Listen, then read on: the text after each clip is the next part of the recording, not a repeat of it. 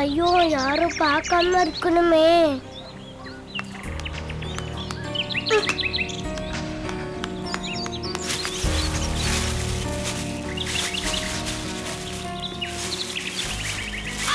யாரும் வருமானான்னு நினைக்கிறேன். எங்க போச்சு இந்த போன? ஹப்பா,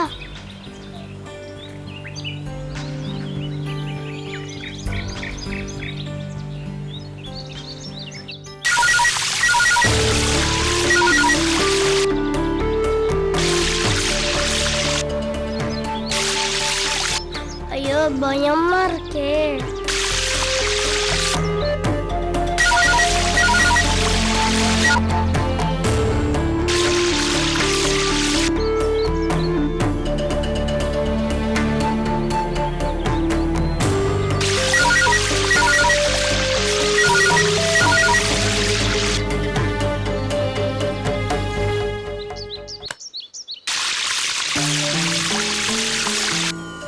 என்னாச்சு இந்த அத்தைக்கு? 2 ஸ்கூல் குத்தாச்சு, இன்னும் பண்ணவே இல்லை. சரி, அவங்க தானே ரீசார்ஜ் பண்ண போறாங்க, நம்மளே பண்ணுவோம்.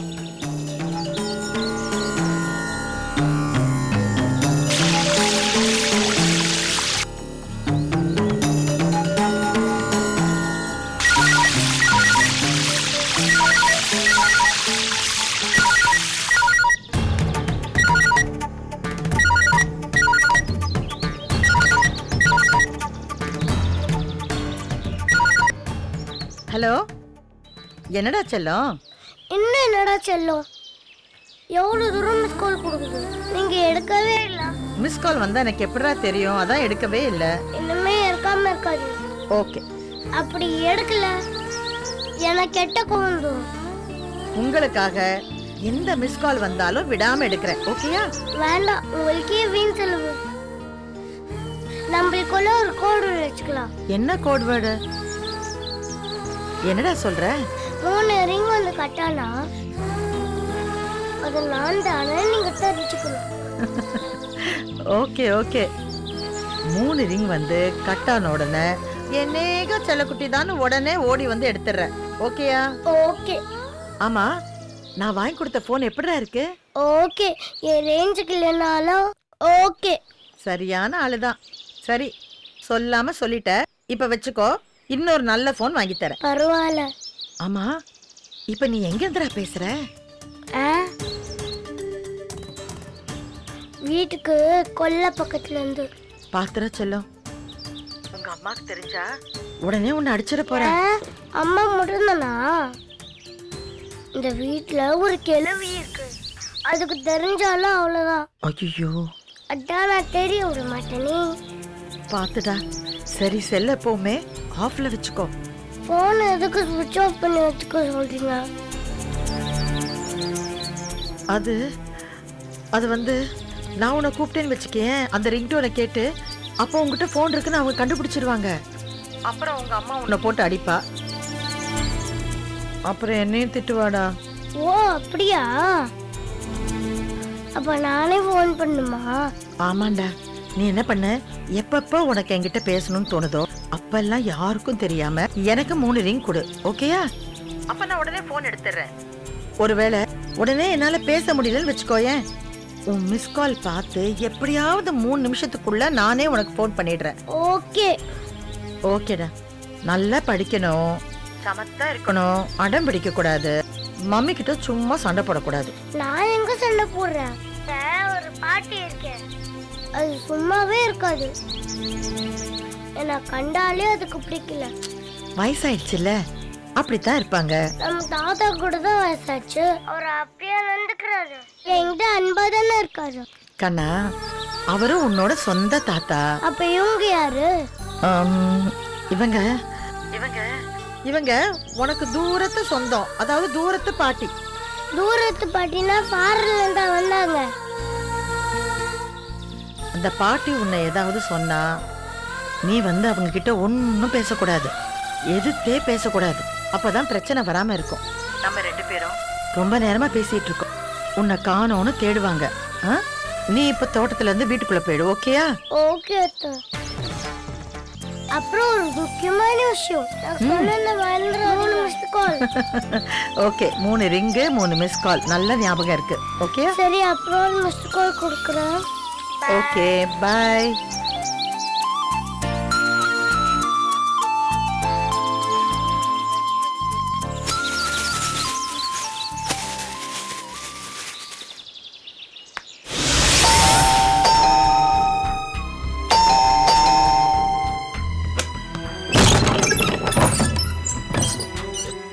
பெரியவங்க யாரும் இல்லையா? வந்தவங்கள வாங்கன்னு கூப்பிட மாட்டீங்களோ? அன்னைக்கு ஏதோ பெருசா சாதிக்கிறேன்னு சொல்லிட்டு போனீங்க. யாரு? வணக்கம்மா. வணக்கம்மா.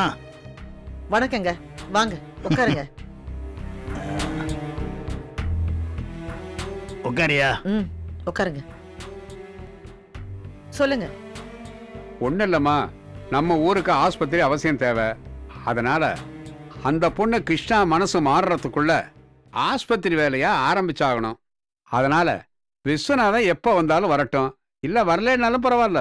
நீங்களும் துளசியும் கையெழுத்து போட்டு கொடுத்தீங்கன்னா அதுவே போதுமா? அது எப்படி? நிலம் எங்க அண்ணன் பேர்லயும் என் பேர்லயும் தான் இருக்கு. துளசி கையெழுத்து போட்டா எப்படி சொல்லும்? விஸ்வநாதனுக்கு ஒரே பொண்ணு துளசி. அப்பா சொத்து தானா பொண்ணுக்கு தானமா வந்து சேரப்போகுது. சட்டம் தெரியாம இப்படி பேசுறீங்க. தானா எப்படி கிடைக்கும்? அதுவும் அப்பா உயிரோட இருக்கும்போது. நாங்க வரும்போதெல்லாம் விஸ்வநாதன் இல்லை இல்லைன்னு சொல்றீங்க. அவர் இல்லைன்னு சொல்லிட்டு ஒரு சர்டிஃபிகேட் வாங்கிட வேண்டியதானே?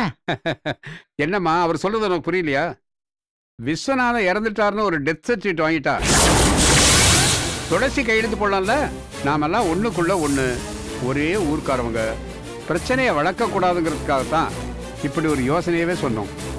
உயிரோட இருக்கிறேங்க அண்ணன் தவறி போயிட்டாருன்னு ஒரு பொய்யான டெத் சர்டிபிகேட் ஏற்பாடு பண்ண சொல்றீங்களே. நீங்க எல்லாம் ஊர் பெரியவங்களா? எப்படி உங்களுக்கு இப்படி புத்தி போகுதுங்கய்யா?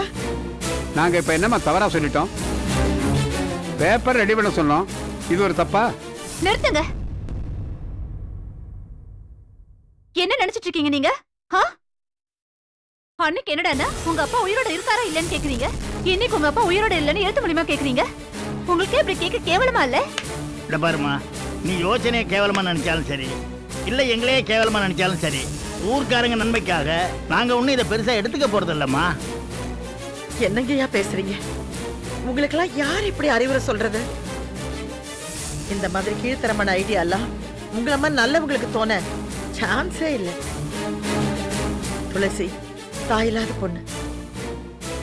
அவ அப்பாவை இழந்து தவிச்சிட்டு இருக்கிற இந்த நேரத்துல அவளை மேலும் மேலும் இந்த மாதிரி வேதனைப்படுத்துறீங்களே, இதெல்லாம் நியாயமாயா? இதுல என்னம்மா வேதனை இருக்கு? நாங்க வரும்போதெல்லாம் அவர் இல்லை இல்லைன்னு சொல்றீங்க.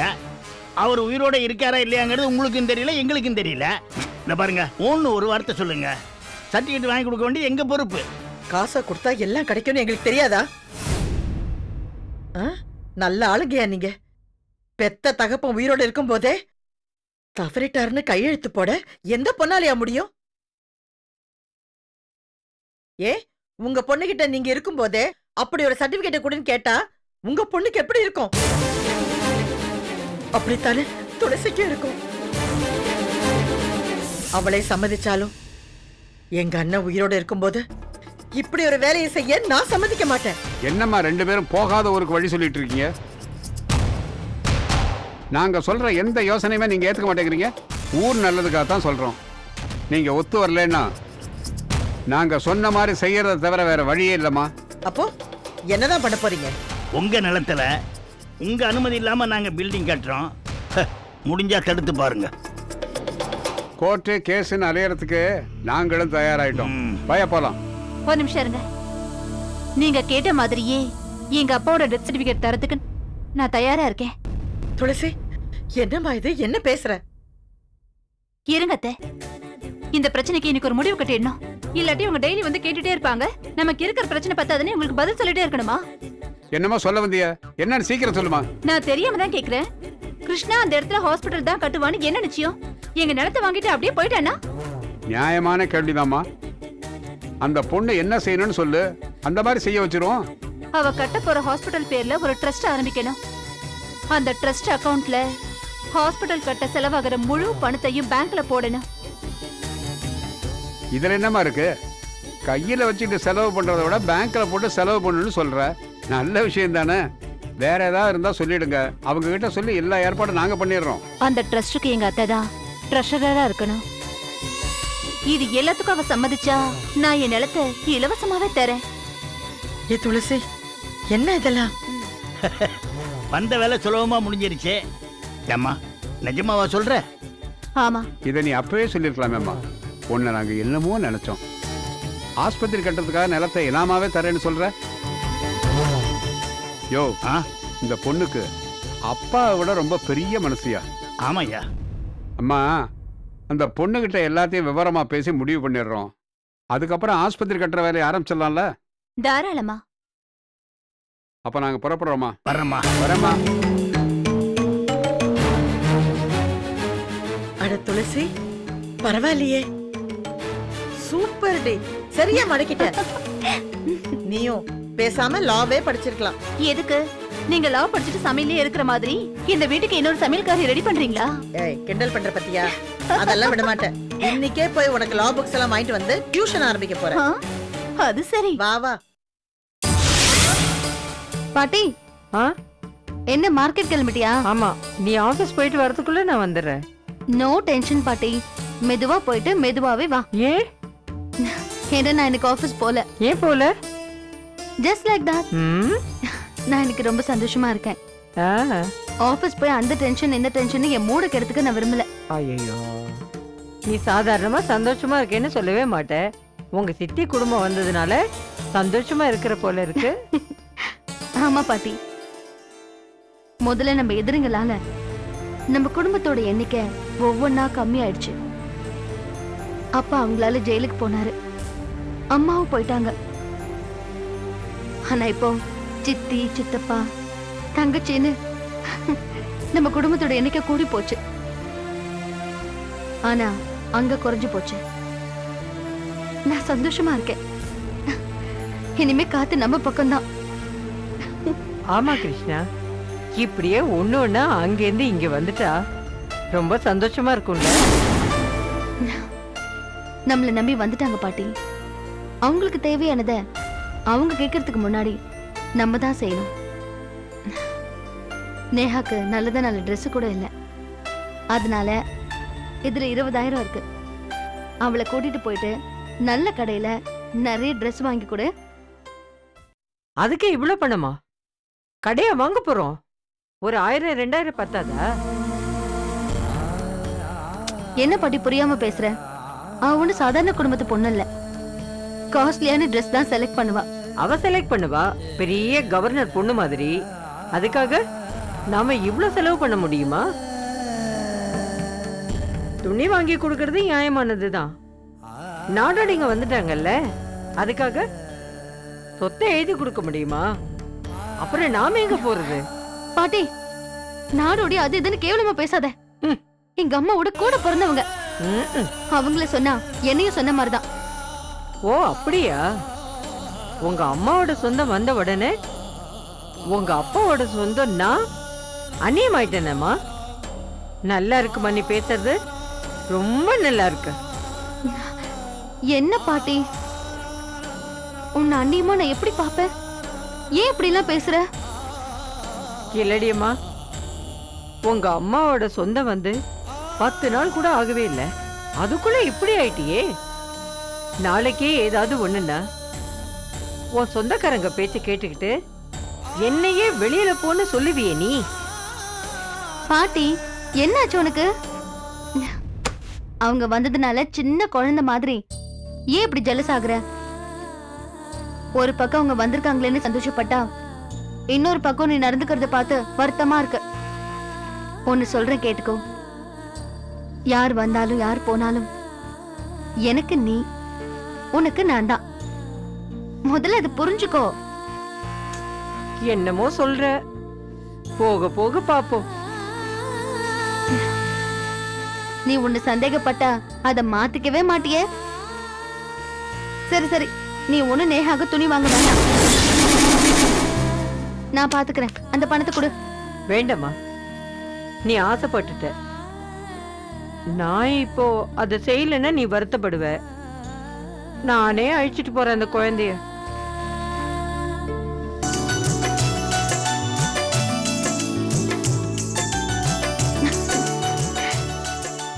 பாட்டி குழந்தை மாதிரி ஆயிட்டாங்க. வயசானா சின்ன சின்ன விஷயத்துக்கெல்லாம் கோவம் வருமோ? இவங்க சித்தி சித்தப்பா கிட்ட கோவப்படாம பாத்துக்கணும்.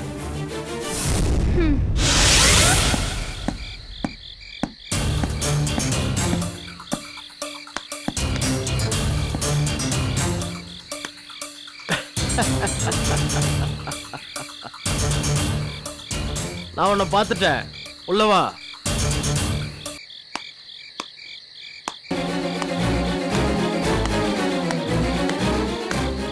வா. யார் நீ? போலீஸ்.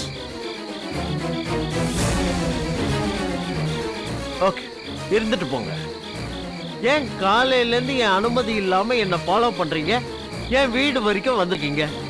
கெட்டவங்கள ஃபாலோ தான் பண்ணணும், நல்லவங்க கிட்ட தான் அனுமதி கேட்கணும். எதுக்கு சார் என்ன பார்க்க வந்தீங்க? அக்கா எங்க இருக்காங்கன்னு உன்னதானே கேட்க முடியும். எங்க அக்காவா? என்ன சார், அவங்க காணாம போய் எவ்வளவு நாள் ஆகுது? கண்டுபிடிச்சு கொடுங்க. நானே உங்ககிட்ட கம்ப்ளைண்ட் கொடுத்துருக்கேன், வக்கீல் மூலமாவும் கேஸ் கொடுத்துருக்கேன். என்கிட்ட வந்து இப்ப அக்கா எங்கன்னு கேட்டா நான் என்ன சார் சொல்றது? உங்க அக்கா எங்க இருக்காங்கன்னு உனக்கு தெரியும்னு கேள்விப்பட்டோம், அதான் நேர்லயே வந்து விசாரிக்கலான்னு வந்தேன். கண்டுபிடிக்க வேண்டியது நீங்க சார். நீங்க வந்து என்ன கேள்வி கேட்க கூடாது. நல்லா இருக்கு சார், நல்லா இருக்கு உங்க விசாரணை.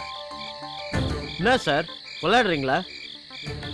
எனக்கு தெரிஞ்சா நான் ஏன் உங்க உதவியை நாடுறேன்? அப்ப உனக்கு தெரியாது. தெரியாது சார். அப்ப எதுக்கு ஓடி ஒளிஞ்ச? சார் நான் எங்க சார் ஓடி ஒளிஞ்சேன்? சரி விடு, உங்க அக்காவை நாங்க கண்டுபிடிச்சிக்கிறோம். ஏன் குழந்தைய கடத்தின? என்னது, என்ன சொல்றீங்க?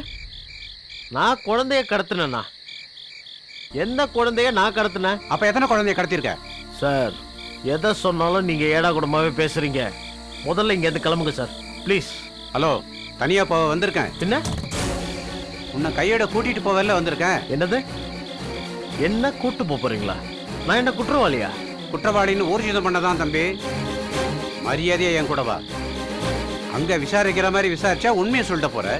சார் நான் வர முடியாது. ஒரு போலீஸ் விசாரணைன்னு கூப்பிட்டு வரலன்னா என்ன ஆகும் தெரியுமா? நான் யாரும் தெரியாமல நீங்க பேசிட்டு இருக்கீங்க. பின் விளைவுகள் ரொம்ப மோசமா இருக்கும். குழந்தைய கடத்தவனோட நீ வந்திருக்க, அடிக்கடி வீடு மாத்துற. சார் எதை வச்சு, எந்த ஆதாரத்தை வச்சு நான் குற்றவாளி நீங்க டவுட் பண்றீங்க? நீ குற்றவாளின்னு நிரூபிக்க என்கிட்ட நிறைய ஆதாரம் இருக்கு. கிளம்பு. என்ன சார் ஆதாரம்? அதெல்லாம் ஸ்டேஷன்ல வந்து பேசிக்கலாம். கிளம்புடா.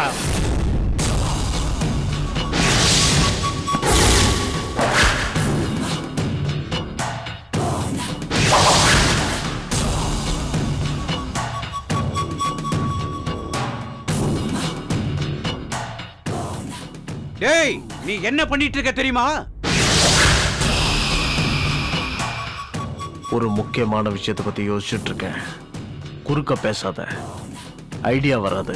நான் யார் தெரியுமாடா?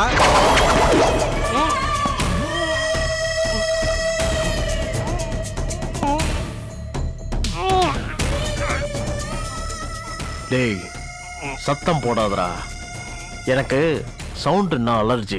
அதான் அப்பயே சொல்லிட்டியாடா நீ போலீஸ்ன்னு.